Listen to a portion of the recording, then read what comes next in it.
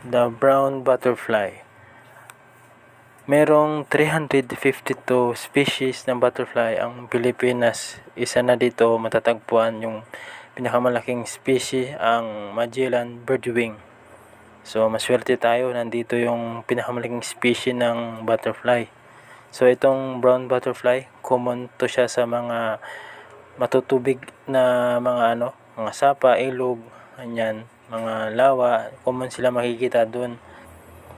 Tapos ang iba nito, may meaning tong iba, yung pag brown daw, may kahulugan yung brown na na paro-paro. Ang sabi nila, pag brown daw ay pera daw.